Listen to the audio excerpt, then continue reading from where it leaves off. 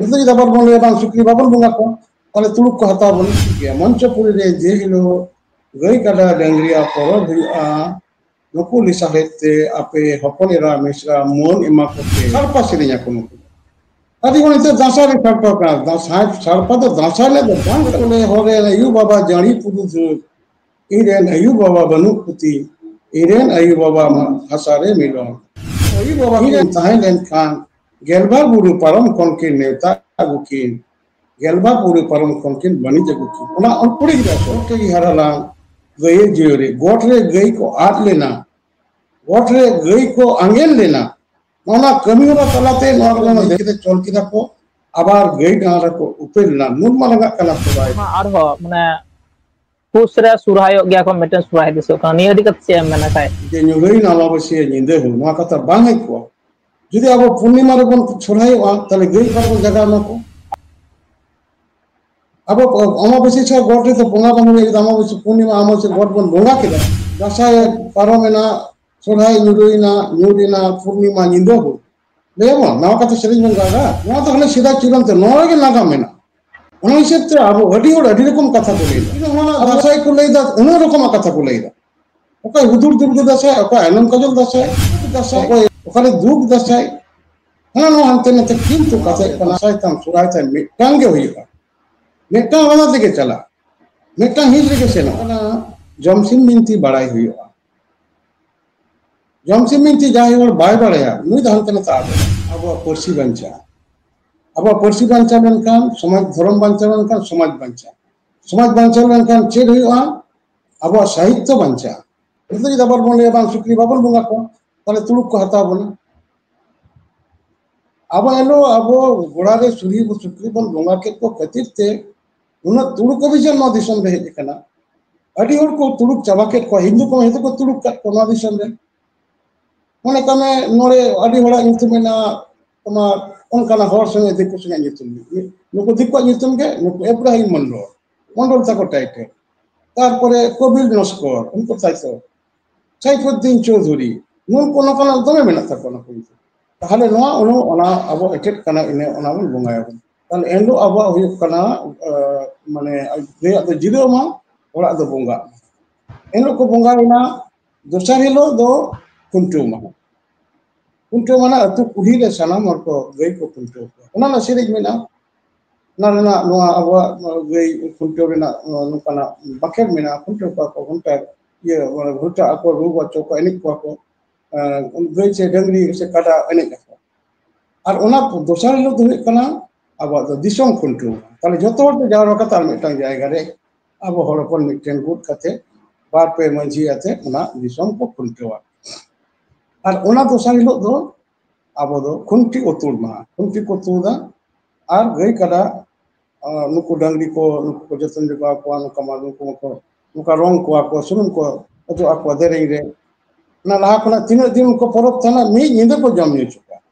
ane jahalo umabasi nyinde ma mi nyinde ko jam nyu chit ko jate hor ba ko jebi nuku ko jagao tahen gai dangri ko joton ko ona khatir te ona na gai jagao na katha hoy kana sora hor ko jagao ida ko jagao ko ये शेरमापुरी को ठेकरे ने मैंने किना आम बाबा इदी या मंचपुरी उदू या check का गई पे सबो के का उन्हीं नेले चाहिए अले मन्नी जैसे आलो को जपीत उनता आपे तो उनका जगह पे नहीं इंदे जगह चुमड़ा को पे देह बतिया ते गोको को चुमने को ओड़ा को दो तमा तुंद आते नको को जगह को माने जकोन के गई जगह ना अब ओड़ा को हिजुआ ताला निंदे एक तरह कोन के आरो निंदे ताला निंदे हना तो ना तो से ना नुको तो गोड़ा समाज को सिरिंग नितो मा गोड़ा के बन चाबाके अब सोसार में रकम बन उचित किदा तो এখন আমি না গিয়া পালেতে যত দবাং চাবা কানা সবরে নগর সব তারে আনতে নাতে কিছু বল শহর থেকে বল সেনা কানতে গই ডাংরা আসুন তো উন দ চল বানুয়া এনো আবো তুরে যা দিহতে তুরে মাঝি সিস্টেম রে মিনা বন্ধ আবো তো গোড়া তো তাহানি না পবিত্র স্থান কান তাহলে ওদের গোড়া সমারে করা সঙ্গে সঙ্গে যা ওরা গেলি নে জপিট কারে নই বের কাতে তাড়াতাড়ি গোড়া বলো কাতে নি ডাংরি যদি বুলুম কান উনি মিতা ওট সামলা বাগা ওট রঙিয়ে মা বেদ मामा जम्प आ रहा उन्हीं एकदम अड़ी तो उनका जाबना से उनका ना चीनी गेट गधा कदा वास संगे कुछ को मिसा दो कदा आरो बेर उनको इमा को कना जमदा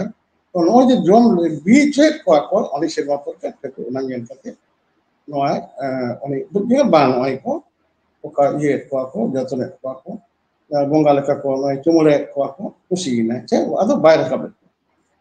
ताले नो अब जे एन लो हुई अब उनका गई जगह ना माने हर जगह ताले ओना पे नॉय मोड़े सिंह मोड़े ñinde पहिलो उनका गोड महा दोसा हिलो जिरो महा तार दोसा हिलो कुंटो महा कुली कुंटो ओना दोसा हिलो दिसम कुंटो महा और ओना ना मोड़े महा हिलो दो कुंटी उतुर महा अब जॉम मिट महा जाजले महा को लेया नवा जतो हर कते मिट कते को रिस्किया नो जे चितान कुली लातार कुली नको एने जाको एने जाको सेरेnya को आर्गो रका आर्गो आको कि चितान कुली लातार कुली दाना रका दाना नारगो दा दो नायो चितान किदी कुली गिदो कुली लेगे कुंजा बिटी कुली लेगे डडी दो कुली लेगे दा दो जुई में आबार उनी गिदरे कुली गिदरे लेदा कोई दहा बई नया डडी दहा बई लेया धुले लातार हेंदे रसा करिए दा दो नुई उनका मिटang apar kata में abar kan ingan apa bare atu re tumdak tamak sadekan tumdak tamak dulkan banam juri gog में से तिरियो जुरी केमाई में आयु बाबा अतु जुरी इदी अगुनी में मजे अब नोका कुड़ी गिदरा जितनते जतो सेरेन कुड़ी गिदरा को अगन वा कथा में कुड़ी गिदरा हपनरा मिसरा जदी बाबन नेता गु कोआ ताले आवा नोआ बांग होइबा बांग परिपूर्ण चिकाते नो होइना कथे कना मोड़े को तुरी को सिसी जना ओद रे पहिलो रे जाय मोड़े को पिलछु अपन मोड़े को तुरी को आकोने जाय गुती कोड़ा तहे कना जाय को हरा ले दे दो पिलछोराम से हरा ले दिया मुरुम हपन रे इंगा रे हपन मुर्मू कोड़ा को हरा ले दिया आकोरे मिश्रा संगे नुया चई जुई कते दुलुर कते बापला कते को लिठे कते ते को गोन के दिया मेनखान उनकुरेन जोड़ गिदरे किन मोड़े और गिदरे को हुयो का नुकुरेन आज उनी बडू दादा ते तो मोड़े को रिसेव कते काडारे रोरो उंगा संपो कते उनी मुर्मू हर को गोज चले दिया अब भांडन मंत्री नो कथा मिना कम से मिदा पत्ते जतो कथा के मिटन सार मिटन जुक्त गया ना इसका दो बंगा ताले उने लिटे जो कोने सेरे ना उनी बुझ के नुको को हिस्के किदा ना कथा को पाप किदा को ताले उनको मोरे को मिता को आपे किदा नो कपे कई किदा और आपे मनवा कते सिजन एंदो नो कथा आपे पे रोबोट तो करिया विषय ना पे आदो को लेदा बांग अले बुडो बाबा इके कले में अपन को आको ना को ये को नारे जो कना को मैं दे ठीक गया मंचपुरी रे जे हिलो गई कदा डंगरिया परो भिआ नुको लिसाहेते आपे हपनेरा मिश्रा मोन इमा को पे गई कदा डंगरी साथे हपनेरा मिश्रा मोन पे एम लिखन गे तबे ना आपे नोआ पाप कमी ओना रिसेव कमी नोआ कोन पे दुबोआ किदा जे हपनेरा मिश्रा रूप रगे ठकुरा ठुकरे ना रहा दो मिसा मिना आपे नोना सोराय ना नेता तलते हपनेरा हेत तलते मिश्रा हेत तलते चक्रे नयु आपे ओरा रे नुई दो आदेरो और आपे रे जहा मिश्रा जावाय हपनेरा जावाय नुको नेता तलते चकुरा जहा हिंस मिना दांडे उनी होय आदेरो तो गई गड़ा डंगी सेसाते नुको आपे आदेर होय तपे ओनाते जतो कुड़ी गिदरा ते के सेरे कुड़ी गिदरा को लेइरा छाड़पा सेरेया को नुको आदि कोने ते दासा रे छाड़पा का दासा छाड़पा तो दासा ले तो बांग कना कथा बुझुया ना तो सोराय रे ना कारण नवारे उनको कुड़ी गिदरा को ले होरे अयु बाबा जानी पुदुस इरेन अयु बाबा बनुपुती इरेन अयु बाबा हसारे मिलो इरेन अयु बाबा किन ताहेलेन खान गेलबार बुरु परम कोन के नेता गुकिन गेलबार बुरु परम कोन के बनी जगुकिन ओना उन कुड़ी गिदरा सोले तल नवा निया ओना कथा बिना किछु कथा आरो नको अब दिकु हिंदू संगे मिसा खातिर से अब कथा हनते से ने कान से मद इतिहास गिली है जे नवा कोन नहीं श्री जला बर्मा पृथ्वी हो ओ नहीं श्री जला गए जोयोरी ठाकुर है श्री जला बर्मा पृथ्वी हो ठाकुर है श्री जला गए जोयोरी कहाँ बाबू हेरालांग डांडा देना तिरियो हो कहाँ बाबू हेरालांग गए जोयोरी गोटे ही हरालांग डांडा देना तिरियो हो गोटे ही हरालांग गए जियोरे गोठरे गई को आद लेना गोठरे गई को आंगेल लेना नौना कमी होना तलाते नौक जो देवा सेवा को नहीं किते चोल किदा को आबार गई डांरा को उपेल ना नुन मालंगा कला सोराय आज ओनाते नौना दिन ना अडी मारांग अडी माने बिरहायते मोड़ेसिंग बोड़ेंगी ते नुन मना नुआ देवा सेवा ला कथा चोल मेना खातिर ते नौना सोराय दो आबा दो हती लेकान सोराय को मेना नौना कथा एकदम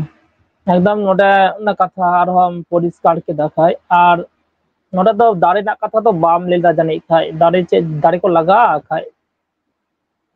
है तीना कथा बन गाल मरावा तीना कथा मेना तबन नौना कथा दो कथा के कुलिंग दो कथा बना जे नौ दो दरकार कना अब गोट टेंडिर दो मारंग बुरी मारंग तेकुरा सेवा पइलो आमे ताले सोरहारे ना कमिरे अब गोट टेंडिर तेकुरा हिसरे मारंग बुरी अतंगा तेकुर दो बाबन देवा सेवा दाड़े या ओनाते मंचपुरे रोकारे तेकुरा थान बनुआ जा थान मेना मारंग बुरी जहारेरा धरम मोरे को तुबी को नुकु तालाते के तेकुर तेकरा देवा सेवा चिदा ठकुरा ठकरन दो नुकु मारंग बुरु जहरेरा धरो मोरे को तुई को ते नुकु रे दिसोम बोंगा रे नो बोंगा कना के उनकिन तलाते ठकुर लिटे मिता दिया जे आपे अलिंग होए मानवा केन कोन देवा सेवा सको आपे अतंग कसे अलिंग केन सको और ओनाते ओनानका कथा अबो ओने मारंग बुरु अतंगा मारंग बुरु रेन दो पूंड दाड़े जहर रेन दो हेड़ा कालोट इने पंतेरे गोट टंडी रे ना तो जहार थान रे तो बांग हुआ ता गोट जहार गई को गोट को ओंडे हुई बुलेट कोन हुआ पहिलो मारंग बुरु आदो चाले चुरी जोआ सुनुम पुलिस चुरी जोआ ओंडे हंडी बांग चडर नोआ कथा बार बार बन लई तरो कना जे जहार आदो चाले चुरी जोआ ओंडे हंडी बांग चुरी जोआ ओंडे सुनुम सिंदूर चुरी जोआ किडे हुआ जहार तिके चाले चुरी जोआ पत्रा चितान रे भांडान रे जमाई पुरे तारे ओंडे हनी चुडोर चुडोर मान तिकी चावले गोच जहड़ा बंगा गोच चावले ओंडे सुनुम सिंदूर बांकी दो तला ओंडे सुनुम सिंदूर टीडे को आर इने ओना पांते रे जारीरा बुलेट कोन ओने दो हेड़ा कलर नुई दो बाय तो पागो नुई दो जाबे माने जुबई हटो को गेद नदी को गेद तया इने तायम रे धरम नुई दो आरा संदी कना मूल बंगा दो पिया लीटा जहां दो मारंग बुरु जहर बुढ़ी जहर आयु और धरम नुको पेने बोगा कना को ठेकुर रे शिवजन बोगा कना नुको सिरमापुर रे ठेकुरा बाखोर रे को ताय कना मंचपुर आया कमी चल लगी मन्नी तलर उनी कोल के तले मोड़े को तुबी को कोई कना मोड़े को तुबी को तो हपराम बोगा कना नहीं तो पिलचु रे पहिलो हपन रा कना नुको मोड़े को तुबी को अब दो मनवा कते रे हो अगर पहिलो हपराम पिलचोड़न पहिलो हपन होई कते रे हो लीटा से जहर बुढ़िया से धर्मा गोड़म पाटा को आतंग लेट कतिते सिरमापुरी को हेक्सेलेन कतिते नुकु द आबोरेन मानवा पहिलो हपराम होई कते हो बोंगा कना को उनको आदो मुचे ले बोंगा खोट बिना नुकु दो हपराम बोंगा कना नुकु दो हपराम बोंगा रो तिके चाले बांग कते आदवा चाले इनका नुकु दो बोंगा कान गया ओनाते ता आबो दो बोंगा हपन कना अब बोले अब तो बोंगा हपन कना कथा ना कथा कना उनको मोड़े को तुरी रे वंश कना बन पिलचोड़म पिलचुबुड़ी दो बोंगा कना ठेकुर ठेकुरा रूप कना उनके ना हिंस कना आसेसिलो ठेकुर ठेकुरा रूप कना उनके ना हिंस कना ताले ओना लेकते नुकु जहाय मोड़े को तुरी को दो उनको बोंगा कना को ओनाते मुचे रे नुकु बिना तबा ताले उनको मोड़े को तुरी को दो उनका बार रोंग रेन कना बार रोंग रेना चे अब रोंग रेगे अब सिरजन रेना तिने गुण मेना लाठा मेना जेमन पुट रोंग रे सिरजन दाड़े मेना सिरजन गुण मेना अरा रोंग रे पाला दाड़े मेना पाला गुण मेना नो दो जहारे रे तना अरा दो आ धर्म आता लेकिन दो धन धर्म आ समाज की पाला मारंग बुरु दो सिरजन दाड़े रेन कना रे सिरजे उदिया या दो बाबा ठेड मेना अब नी दो मोड़े को तुली को दो अरा दो मार पुट रेन संमिश्रण होते थे पुट अरा मेंटे बार बुनिया संडी बन ओने बन उपरो दिया ताले ओना उनका बन मेना जे जोहार गोसाई मारंग बुरु नय तिहिन God ko nyugun te God ko nire turun kunjal eman kan kusite kusilte atanka tilaka musai देश ने दिसम रे मन में जीव रे जोता रे धन के धर्म के सुलूक के सगई के सुख के निरे के लोग के पढ़न के गुण के विद्या के सिद्धियों का मुसाय गई को डंगरी को नाय रे नापाई के सिंह बीर मान बीर को अयुरगु सुच अगु काम मुसाय वोट रे गोड़ा रे रोग को बिगिन को आलम बोलो आलम सोड़ो चो आगुसाय नाय बड़े नापाई बड़े गुसाय जोहार गुसाय मरन नो जब कासा कांता नो मिटांग अब मंतर कना नो मिटांग अब सोप्रदना कमी ओडा कना ताले गई डंगरी कथा तो एकमात्र गॉड पूजरे के बन लइआ एटा बंगा बुरु द बाबन लइआ आर उनका जहरी रावण मिताय इने कथा के ये जोहार गुसाय जहर आयो मोय ते देश रे ना गॉड टंडी रे गॉड बंगा युतुम ते सुरुम सिंदल इमाम कान खुशी कुशल तातन का तिलक का मुसा आर उनका जतो बंगा बुन लइआ को नो ना अब बंगा रे ना हिस कना ताले नोआ नेन कना कमी होरा तलाते अब बंगा बुरु कथा उडांग लइ तोरा दा नो एकदम खाय एकदम नी दो कथा कान गया अब भारत दिसम रे अडी टोठा रे संतार दो मिना बुना बेंगल हो बिहार हो आसाम हो झारखंड हो एमन के बांग्लादेश बोलो नेपाल बोलो और इटा दिसम को संतार दो मिना बुन गया कथा तो नोडे होयो कना संतार कना बोन अतचो सुराय हो माना कना किंतु सुराय ना जहां हेडात कामी होड़ा जहां दो गोट टाडे खन बुगा बुरु नितों दो खूब कम गे दिसु कान ताबना जहां दो संताली टूटे दो संतार जाति को सारे धर्म कोन तो जमसिम बिनते खन सा राका ना चेष्टा दाय ने तो दुरकार कान ताबना जहां आतो मोरे हर से माजी व्यवस्था तक ने कामी को हो कोड़ा दुरकार कान ताबना और आयमा कामी आयमा टुठा रे और नोड दो मिटे आर मिटे कथा नोड लिया खाय निदम मुचो से ला सेनक कना से मुचो से हजू कनी जहां आर हो माने पुस रे सुरहायो गया को मिटे सुरहाय दिसो कना नि अदि कत से मेना खाय हाँ तो जसत कुकली के कथा हुई कना आबवा सोहाय रेना चांदो दो मिटांग गे हुईआ दासाय रेना चांदो मिटांग गे हुईआ बाहा रेना चांदो मिटांग हुईआ नोआ दो थाले चिकते बारियाइना कुकली मा हिजु के स्वाभाविक चिकते बारियाइना कथा हुई कना सिधु कनो किन हुल किदा सिधु कनो किन हुल केर कन आबवा जतो कना मारांग दिसोम मारे दिसोम बोले जतो कना ढेर हर जहारे बिना बंदो जहां कोन दो आबो ना दिसोम रे तिने सारा गोटा भारत वर्ष रे साइकड़ा माने तुरुई गेले साइकड़ा हर के 60% चितान हर को ओंडेन हर कना कोनो आबो हर दिसोम रे हुल वेन खान आबो हर ओंडे खान को ब्रिटिश को मार्शल लॉ को इंपोज किदा गज के कना को हुल बंकान दो बंचाना धार बंता कान तबना जति सावता नशा कान तेना गोगो को इज्जत नशा अब नो दिसोम रे अब आया इज्जत को लुटेता संपद को लुटेता আবার হুল কতে বিপদ হইল ব্রিটিশ থেকে এক কতে নরেন্দ্র দিকু থেকে এক কতে বিনিয়ে থেকে এক কতে রাজা থেকে এক কতে নবাব থেকে এক কতে ছানাম হর মিট কতে আবো को निबट के আবো संतार को गोज चलो इने को गोज कतना मा दो हुल ना आदि माने कथा कन तो नोंका हुल होयन कते आबो हो सोहाय रे नो जे 30 जून आबो हुल मा को हुल को डिक्लेयर किदा ताले जून कना नते एहबिना नोआ लेतार चलावना नोआ पियोर रे आबो समय रे हर बाको सोहाय दाड़ियादा गई कदा डंगरी देवा सेवा बाको कोड़ा दाड़ियादा तो उनका मुझे येते जखन आदो सिरमा मुचे दो कना सिरमा 30 मुचे दो पुस बंगा खान के अब सिरमा मुचे दो ताले सिरमा मुचे देन खान दो नोआ सकल बोलना चिके अब बाको चास दिदा उना दिसम रे सना मोरगे कुचुकु हेज कते हंते नाते जहारे बिलबुल मिना कोआ उस बंगा रे को सोहायना नुको देवा सेवा डांगदा छड़ा अब गई मा आड़ा गिडी काट को बुटा गई मा हंते नाते को चलाव चबाइन गई को लूट केट कोआ डंगरी को लूट केट कोआ कोई पर को पंजा केट कोआ टाइम दराम दार वेंगे जो कना को ये केट को ले कोआ जहां रे जदी गई डंगरी उनपा साप निकाल के रोड़े माई उनका को रोड़ा तावे ओना ताले ओना उन समय रे नोआ समय वक्त रे बाको सोहाय दाड़िया खातिर ते आबो दो ओना ना टाइम रे ओना सोहाय फुसरा सेवा मुसे रे ओना मेना चलाव कना नो जहां दुमका जे से मारे दिसम ना दुमका रेंज जहां दिसम रे हर को हुल दा नोआ मोडे न हर गोटा को छितिर बितिरिना अकोय नेपाल को दौड़ किदा अकोय आसाम को दौड़ किदा अकोय ना बेंगल मालदा मुर्शिदाबाद दिनाजपुर नथी को इना नवा परम कतु मा मिट के था बांग्लादेश हाना परम को चलाव हाना परम दिनाजपुर ओना बांग्लादेश ना तीन जिला रे गोटा को चलावना गोटा होर चलाव कते नुकु होर जेतो राधा मिट के तो पेड़ा पुरुत मेना को खबर को नामना जे माने इन समय बन सुराय वाना पूछले सुराय से न कना कथे कना जदी अब पूछ रे के सुराय तहे को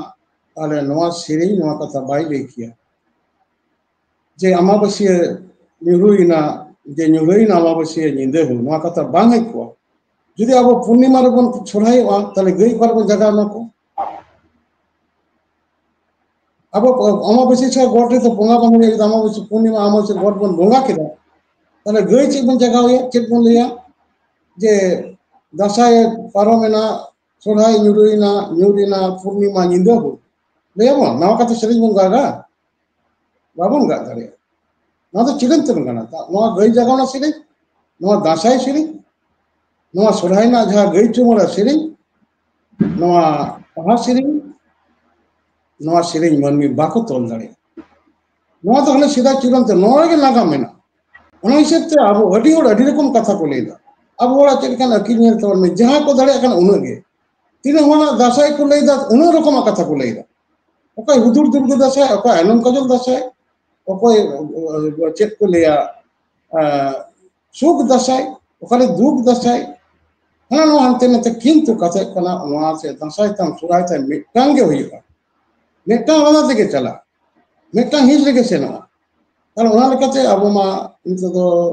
हतो जतोड़ के आटा कान हनते नते जे जेमन को दड़े कन लई दको ओना दो हनते होई कना मेनका नितो दो अब सुराय रेना मिटांग जमाज रेना जाति रेना इंडिफॉर्मिटी अब मिटांग जुगु तरकी मिटांग बोंगा बुरु तला तेगे अब टेनिक दाड़िया ओना लेकाते सोराय ना जहा नागा में लेदा नवा पीछे कते गे अब दो सोराय दो निये ताले हुआ ओना तरे सेने कन मिटांग कथा आरो होर को नोका को मेनिदा जे इंगे नकी नवा दो मेनिदा गई डांगरी दो अपन आयु कना को एटा होर दो बाको लेदा नवा दो दुर्भाग्य एटा होर बाको ले कन दो दुर्भाग्य इन जमसिन बिनती रे रूपकार के ने नोरे व्याख्याकार के ने जमसिन बिनतिया नोआ कथा रे ना सेरेन तुनकी कते ने पुति पतन योल कल दिसम रे ने 22 टी पुति ऑल मेना बारगेल बारिया नोआ चितान नोआ धरम चितान रे रांदा चितान रे तो ओना चितान रे नोआ अरे होको मेते जे गई को अतल गई को कुटुम को चिदा गई को यदि आयु कान कने तले गई को ने अबो कुटुम डंगरी कना चिदा नोआ ये रे नोआ गेलबार सेमा अंतर मा मोरे रे अब गांतार रे गई कुटुम कते ओना चिदा को गुइदा घर थान रे सोराते माय कते को बंगायदा चिदा नोआ कना कथा हु कना जमसिन बिनती बड़ाई हुआ जमसिन बिनती जाय और बाय बड़ाया नुई धान कना ता दो बाय कथा ना जाय बुई बाय बुई दड़िया अतो कथे गुंचिया जे बा नोआ दो ठीक बंका हां ठीक है नोआ कथे कना मिटांग हुई नोआ जमसिन बिनती ने हिस लिखाते अब सेरमापुरी रे लिटोते आजदे तलाते कइजे हुईना चेक कइजे हुईना देवंशी होड़ा मानवा होड़ा चोट बुकुदना दिन दका सेरमापुरी लिटे इदी के हर बुरी लगी कते ने तोड़ ते लगा के दिया जनो उदु अदे जनो ते जेटर मुड़े मियालंग मेन कते लई केदा पतल पुरी दुल चाबा केदा ओने कोना बाय हिजुक कान थे ओने इचो राज मंगा राज सायन राज हरो राज बोआ राज नुकु तले राज बेना ओने जखन सिंह ना गेलबार इये रे या कपट भीतर सिंह ना ओने जाहिर बुडी रोदन कते उडुक के दिया नून रे कथा होइना डिटेल मेन केदा इन बन चला आम लगा के एलो इन दो मनवा आयु सुसो रे इन दो अब बाबा ठीक ये करिए ठकुरे इने ड्राइवर एम करिए हम दो अगर के इन बन चला अदर दा बांग चलो चला में अंबन चला कान दो सेमापुरी ठकुर भगी इन बाय नतिया इने लगा इने धोरे में लगा इने रा केदा चलो चला में अदर हें चला मनमिया तिने गई गुण में जदा हमें इके कोइन चला जहां रे बेटा एग्रीमेंट हो कना गालोच हो कना ना से भाव श्री कोना कथे ले ताले लिटे उनी मेंदाय आज दे मिसाय कना मंचपुर रे उड़ी कोना जहां नेमाचा जदि आमे उदुक खान इन चला इन तो पढ़ा कौन करें इन तो ठाकुर दायित्व ना एम दे बारे एम कहीं इमानिया किंतु आम दो उनको गोगवा दो चिकत उदुगा तार उनको आम दाय उदुग खमते इन चला लेके दे हें चला आरो ले में मन में तीन पाप एमन की गई मिटांग आयु रूप रे इन उनको एम काट को इनी गई इतल बादा खोनी एम काट को उनको गई को कुटुमा में हो अना आतंगा ले में नो नुन मरंग पाप हम इक को ले भी थाले चला तो उन्होंने गई कुटुम रेना अब सिजन हुई कना जे है मा तेगिंग बतावा ताले अब जहाज थान रे गेलबार सेमा अंतर अंतर जतन मामूल हुआ गई को कुटुम को ताले उन मरंग कनी के सोनार दे गई दे बाको कुटुम को अगली जगह में टंग जगह नेलेना दिसों से रे उन्हें गई को कुटुम को ये रे वाना अब ना निजरा कत को ट्राई टीवी अब सोशल मीडिया को जने सोनार रे गई को कुटुम को इन प्रतिबाद लेना सोरारे गई कुटुम सोरारे गई बंगा को लगे ताले ओना उनकरे इने इने मिटन पाप चरम तम पाप नोआ कमी रे आबो गेलबार सेमा अंतर जहाज थान रेना मा मोड़े रे नोआ को गई कुटुम डंगरी बिना तबला करीबची आर अलिय दान को कुटुम को केन इते आतना आर आदे से जहाज गुडी उन्हें आतना नोआ खतिर ते नोआ गई को कुटुम ना सिस्टम लिटे अवतर रे चले खतिर ते नोआ मिटन समाज रे अडिमा एटेक कना बो हिंदू को बाको तो जेमन डंगरी उयेना सुक्री कुटुम जेमन अब को तुलु बाको तो दाय का नितो कुटुम डंगरी बन तम हतो हिंदू ना को छायम छ ना बन पुरा गाव छ ना दुर्गा पूजा छ को कली पूजा छ ना लक्ष्मी पूजा छ ना को कति को गिडिया बन कन पूजा छ ना अब ओना एटे समाज ना चवा कन को समाज चलो को मेनखान ओना निमरंग कथा बिना ओना दो अब सोहाय अंते अति कना नोआ दिसम रेना नोआ दो कोनो दोष ना तो बांग कना किंतु मिटांग ना शास्त्र कथा व्याख्या करते दो आबो दो नोआ सोहाय चांदो लेके सोहाय दासा पुष बंगाले दो पुष चांदो सकरा तो ओना दो सोहाय दो बांग का अतो ओना कते नि तो ओना दिसम होड़ा रो बेगे चला ते कोई कना नको गबुज दा पटा कना बांग ना जे हम कना आबो मारे दिसम रे बुंग बनुआ लबो ये नहीं तो लबो कित कना मारा पिंचे tidak bukan berdoa nuku उन समय कुछ कुछ ना एनी होई कंत को ब्रिटिश मार्शल लॉ से मिलिट्री शासन को ना लोगो लगी वीर बुरे रे बुंग बुंग सरे लकन को जनरे बिना को मा गो कंपायर को अमन बंदूक को दिए कदा कुछ को कथे कना बुंग दो वा जीवरी ना इस कना बुंग मिटन गुरु कना है नुको दो अब जेमन कमरू गड़ी को ओछा लगी दशा सिजन कथा तो ना दो ओझा के दशा सिजन बांग कना अब तो जहां हरम हड़ा बड़ी लेंदे दशा रे ओना धर्म गुरु कम गुरु भुवन गुरु आरो उनका गेलबा गुरु हे के पिया गुरु अपने को कहा पिया गुरु के सुनचंद्र हिमा को कने कमरू गुरु राम गुरु अरे गुरु देखो जे कमरू गुरु जहां मिनाय तो कमरू कमक खरे उनी बिहाय चले के संतड़ समझना जेती केर का मिला और उनी जहां कमरू कमक खा उनी न के कमरू गुरु कने अच्छा कोन तो मानना कामरू गुरु जहां तो मिनाय दो से नौकरी को लीटे गुने को दो बेल बरोन रे को आदे लेन दो दासाय दान लेन दो कामरू गुरु दो रोग बिगिन से मन में आशा कन खातिर थे नको बेसना कनी फ्रैक को तंत तो कामरू गुरु कने भुवन गुरु चे सिकेदा भुवन गुरु तो मन में हरमो करना नो हरमो नशा कन खातिर थे हरमो सोचेगा नोना ने नोना कथा अंतरते कते ये कना सोराना गलोस रे नोआ कथा बोलूंगा पसुंगी को थे ना गलमरा तुरा दबो अथा नोना के दाबो सोराय रे पुछरे परम कना मेनखान आबो दो सोराय चांदो दो सोराय बंगा बुरु तो मिटान गया जुदी नि तो आबो जाना पूर्णिमा बन आबा खान नो लेबा पूर्णिमा के असुविधा कना एकादशी बन करा अरे चेक कोन सिरिया ये दासा ये परमेना सोराय बोला ना युनिना एकादशी निंदे हो से युनिना पूर्णिमा निंदे हो से जगह को ताला ओना कथा अब नोना सिरिना रहा कुछ कहते मी जति मी धरम जमसिन नीति बिहाय चरित अब एटा बिहाय तो ना बांग अब आदि आदि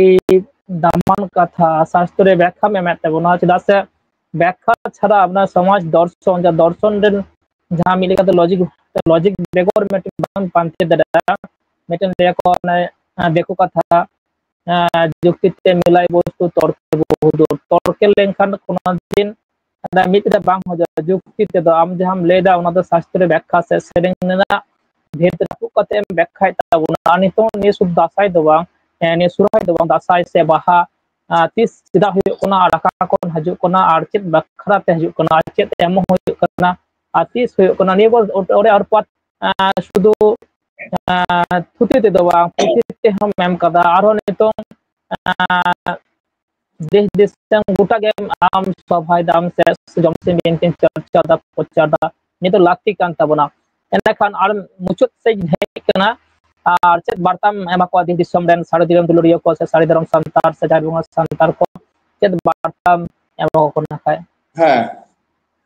ᱤᱧ ᱫᱚ ᱱᱚᱣᱟ ᱵᱟᱨᱛᱟ ᱜᱮ ᱫᱮᱥ ᱫᱤᱥᱚᱢ ᱨᱮᱱ ᱤᱧᱨᱮᱱ ᱢᱟᱨᱟᱝ ᱵᱩᱨᱩ ᱟᱭᱩᱨ ᱥᱩᱛᱚ ᱯᱤᱞᱪᱩ ᱦᱟᱲᱟᱢ ᱯᱤᱞᱪᱩ ᱵᱩᱲᱦᱤ ᱨᱮᱱ ᱯᱚᱯᱚᱝᱲᱟ ᱠᱚ ᱱᱩᱠᱩ ᱨᱮᱱ ᱜᱟᱬᱟ ᱠᱚᱴᱷᱮᱱ ᱱᱚᱣᱟ ᱱᱮᱦᱚᱨᱤᱧ ᱫᱚᱦᱚᱭᱟ ᱱᱚᱣᱟ ᱡᱮ ᱟᱵᱚᱣᱟᱜ ᱡᱟᱦᱟᱸ ᱥᱚᱨᱦᱟᱭ ᱦᱤᱡᱩᱜ ᱠᱟᱱ ᱫᱚ ᱱᱚᱣᱟ ᱥᱚᱨᱦᱟᱭ ᱵᱚᱸᱜᱟᱭ ᱧᱩᱨ ᱠᱟᱱ ᱫᱚ ᱱᱚᱜᱼᱚᱭ ᱜᱟᱯᱟ ᱵᱟᱫ ᱱᱚᱜᱼᱚᱭ ᱱᱤᱭᱟᱹ ᱥᱮᱴᱮᱨᱚᱜ ᱠᱟᱱᱟ ᱟᱵᱚ ᱤᱭᱟᱹ ᱨᱮᱱᱟᱜ 20 ᱛᱟᱹᱨᱤᱠᱷ ᱟᱵᱚ ᱥᱚᱨᱦᱟᱭ ᱡᱟᱦᱟᱸ ᱠᱟᱨᱛᱤᱠ ᱵᱚᱸᱜᱟ ᱫᱚ ᱵᱚᱫᱮ 2 ᱛᱟᱹᱨᱤᱠᱷ ᱠᱟᱱᱟ ᱥᱮ ᱚᱠᱟ ᱞᱮᱠᱟ ᱟᱨ ᱱᱚᱣᱟ ᱱᱤᱭᱟᱹ ᱚᱠᱴᱳᱵᱚᱨ ᱨᱮᱱᱟᱜ 20 ᱛᱟᱹᱨᱤᱠᱷ ᱨᱮ ᱮᱱ ᱦᱤᱞᱳᱜ ᱫᱚ ᱜᱚᱴ ᱢᱟᱦᱟ ᱠᱟᱱᱟ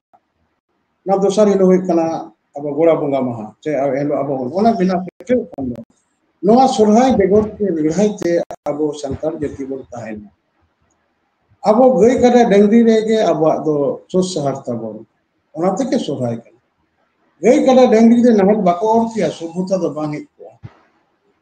ᱱᱚᱣᱟ ᱢᱚᱧᱪᱚᱯᱩᱨᱤ ᱨᱮ ᱜᱟᱹᱭ ᱠᱟᱰᱟ ᱰᱟᱝᱨᱤᱭᱟᱜ ᱠᱟᱰᱟ ᱰᱟᱝᱨᱤᱭᱟᱜ ᱛᱟᱨᱮᱱ ᱛᱮᱜᱮ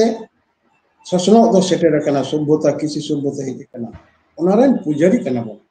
ᱛᱟᱦᱞᱮ ᱚᱱᱟ ᱟᱵᱚ ᱱᱚᱣᱟ ᱯᱟᱞᱟᱣ ᱟᱵᱚᱱ ᱟᱵᱚ ᱟᱹᱰᱤ ᱫᱮᱥ ᱫᱤᱥᱚᱢ ᱨᱮ ᱦᱚᱲᱟᱜ ᱥᱚᱨᱦᱟᱭ ᱵᱟᱹᱱᱩᱜ ᱛᱟᱠᱚᱣᱟ ᱮᱱᱮᱡ ᱫᱚᱠᱚ ᱮᱱᱮᱡᱼᱟ ᱫᱚᱢᱮ ᱢᱮᱱᱠᱷᱟᱱ ᱥᱚᱨᱦᱟᱭ ᱜᱚᱴ ᱨᱮ ᱵᱚᱸᱜᱟ ᱵᱩᱨᱩ ᱵᱟᱹᱱᱩᱜ ᱛᱟᱠᱚᱣᱟ ᱚᱱᱟ ᱦᱤᱥᱟᱹᱵ ᱛᱮ ᱥᱟᱱᱟᱢ ᱦᱚᱲᱜᱮ ᱜᱚᱴ ᱨᱮ ᱵᱚᱸᱜᱟ ᱵᱩᱨᱩ ᱠᱟᱛᱮ ᱟᱵᱚ ᱱᱟᱭᱠᱮ ᱦᱟᱴᱟᱜ ᱛᱮ ᱟᱹᱛᱩ ᱛᱮ ᱥᱚᱨᱦᱟᱭ ᱵᱚᱱ ᱟᱫᱮᱨ ᱟᱹᱜᱩᱭᱟ ᱧᱤᱫᱟᱹ ᱥᱟᱱᱟᱢ ᱦᱚᱲᱜᱮ ᱜᱟᱹᱭ ᱵᱚᱱ ᱡᱟᱜᱟᱣᱱᱟ ᱠᱚᱣᱟ ᱟᱵᱚ ᱦᱟᱺᱰᱤ ᱯᱟᱹᱣᱨᱟᱹ ᱧᱩ ᱠᱟᱛᱮ ᱦᱚᱲ ᱜᱟᱹᱭ ᱵᱟᱠᱚ ᱡᱟᱜᱟᱣᱱᱟ ᱠᱚᱣᱟ ᱜᱟᱹᱭ ᱠᱚ ᱵᱚᱸᱜᱟ ᱠᱟᱱᱟ ᱠᱚ ᱦᱟᱺᱰᱤ ᱯᱟᱹᱣᱨᱟᱹ ᱧᱩ ᱠᱟᱛᱮ ᱜᱚᱲᱟ ᱵᱟᱠᱚ ᱵᱚᱞᱚᱱᱟ ᱜᱚᱜᱚ ᱠᱚᱫᱚ ᱦᱟᱺᱰᱤ ᱯᱟᱹᱣᱨᱟᱹ ᱵᱟᱠᱚ ᱧᱩᱭ ᱜᱮᱭᱟ ᱥᱟᱲᱯᱟ ᱮᱱᱮᱡ ᱛᱟᱞᱟᱛᱮ ᱥᱟᱲᱯᱟ ᱜᱟᱹᱭ ᱪᱩᱢᱟᱹᱲᱟ ᱛᱟᱞᱟᱛᱮ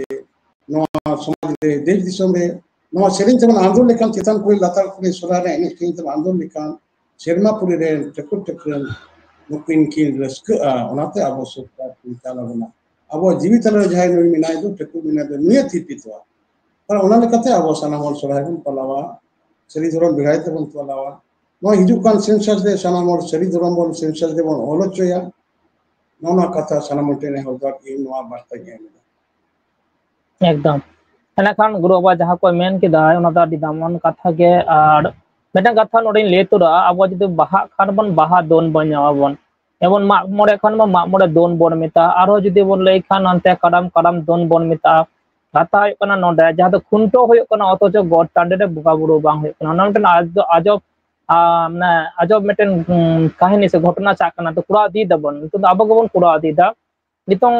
देखो से छाते से इटा धर्म रेन हर शुद्ध डांगरे बन खुंटो को आदि हर को नुका को नितुमा कना जे काउ डांस से गोरु नाच अदा होने को मिटन विकृति कथा हजु कना मिद लिका चेदा हजु गॉड टांडे रे बुंगा बुरु कते के कोना बिराहे ते के खुंटो महा होने को अडी मिटन कथा जदि मिबर कथा तेम ले कते पुरो ᱦᱮᱸ ᱟᱫᱚ ᱱᱚᱣᱟ शुद्ध खुंटो ᱞᱮᱠᱟᱛᱮ ᱥᱟᱱᱟᱢ ᱦᱚᱲᱜᱮ ᱟᱵᱚ ᱜᱚᱴ ᱴᱟᱺᱰᱤ ᱨᱮᱵᱚᱱ ᱵᱚᱸᱜᱟ ᱵᱩᱨᱩᱭᱟ ᱟᱨᱚ ᱜᱟᱹᱭ ᱰᱟᱝᱨᱤ ᱵᱚᱱ ᱡᱟᱜᱟᱣᱱᱟ ᱠᱚᱣᱟ ᱱᱟᱭᱨᱮ ᱱᱟᱯᱟᱭ ᱨᱮ ᱟᱵᱚ ᱱᱚᱣᱟ ᱥᱚᱢᱟᱡᱽ ᱵᱮᱵᱚᱥᱛᱷᱟ ᱫᱷᱚᱨᱚᱢ ᱛᱟᱞᱟ ᱛᱮᱜᱮ ᱱᱮᱢᱟᱪᱟᱨ ᱜᱮ ᱫᱷᱚᱨᱚᱢ ᱱᱮᱢᱟᱪᱟᱨ ᱡᱩᱫᱤ ᱠᱟᱹᱢᱤ ᱨᱮ ᱵᱟᱝ ᱛᱟᱦᱮᱱᱟ ᱫᱷᱚᱨᱚᱢ ᱫᱚ ᱥᱮᱨᱢᱟ ᱨᱮᱫᱚ ᱵᱟᱝ ᱡᱚᱜᱼᱟ ᱱᱚᱣᱟ ᱥᱮᱨᱢᱟ ᱟᱵᱚ ᱥᱚᱢᱟᱡᱽ ᱵᱚᱱ ᱵᱟᱧᱪᱟᱣ ᱫᱚᱦᱚᱭᱟ ᱱᱚᱣᱟ ᱥᱟᱱᱛᱟᱲ ᱥᱚᱢᱟᱡᱽ ᱵᱚᱱ ᱵᱟᱧᱪᱟᱣ ᱫᱚᱦᱚ ᱞᱮᱠᱷᱟᱱ ᱟᱵᱚ ᱟᱹᱰᱤ ᱛᱮᱫ ᱜᱮ ᱡᱚᱛᱚ ᱜᱮ ᱵᱟᱧᱪᱟᱜᱼᱟ ᱟᱵᱚᱣᱟᱜ ᱪᱮᱫ ᱵᱟᱧᱪᱟᱜᱼᱟ ᱟᱵᱚᱣᱟᱜ ᱯᱟᱹᱨᱥᱤ ᱵᱟᱧᱪᱟᱜᱼᱟ ᱟᱵᱚᱣᱟᱜ ᱯᱟᱹᱨᱥᱤ ᱵᱟᱧᱪᱟᱣ ᱞᱮᱱᱠᱷᱟᱱ ᱥᱚᱢᱟᱡᱽ ᱫᱷᱚᱨᱚᱢ ᱵᱟᱧᱪᱟᱣ ᱞᱮᱱᱠᱷᱟन ᱥᱚᱢᱟᱡᱽ ᱵᱟᱧᱪᱟᱜᱼᱟ ᱥᱚᱢᱟᱡᱽ ᱵᱟᱧᱪᱟᱣ ᱞᱮᱱᱠᱷᱟन ᱪᱮᱫ ᱦᱩᱭᱩᱜᱼᱟ ᱟᱵᱚᱣᱟᱜ ᱥᱟহিত্য ᱵᱟᱧᱪᱟᱜᱼᱟ ᱥᱟহিত্য ᱨᱮᱱᱟᱜ ᱡᱮ ᱵᱮᱵᱚᱥᱛᱷᱟ ᱢᱮᱱᱟᱜ ᱫᱚ ᱥᱚᱢᱟᱡᱽ ᱛᱮᱜᱮ ᱱᱚᱣᱟ ᱫᱚ ᱦᱮᱡ ᱟᱠᱟᱱᱟ চরিত্র মা সমাজ কোন আই দেখেন তাহলে ওনা আবো আবো চাবাত তাবনা ওনা যদি বাবন পালাওয়া দেশ দিশম রে নোয়া তালাতে আবো দো সানা হড়গে কথা রেনা কিসিং হড় দবন বাং কানা কামি রেনা কিসিং হড় কানা বন নোয়া কথা বন বিনতিয়া বন আজমা বন और ओड़ा रे सनाम हर सारी धर्म में धर्म पंथ बन दोहयाबन पढ़ावाबन जहां को ओला बन पढ़ावाबन अब जहाँ कथा इन मोचा कथा तो इन पुथी मेना इन पुथी रे सारी धर्म बंगा बुरु डिमाचार बाखेर नौना हिंस रे जहाँ सोहराय रे प्रथम गॉड सिम बंगा मिटांग अध्याय मेना जोखा मेना ओंडे नवा मेन कते सनाम हर ठेन इन सारी धर्म जोहार चाल कते कथा मुचाद तबना जोहार गोसाई मारांग एकदम आडे सारहाव गुरु बाबा सानताली टुडे रे ऑक्तो एम लगे जोहार गे गुरु बाबा जोहार हाँ जोहार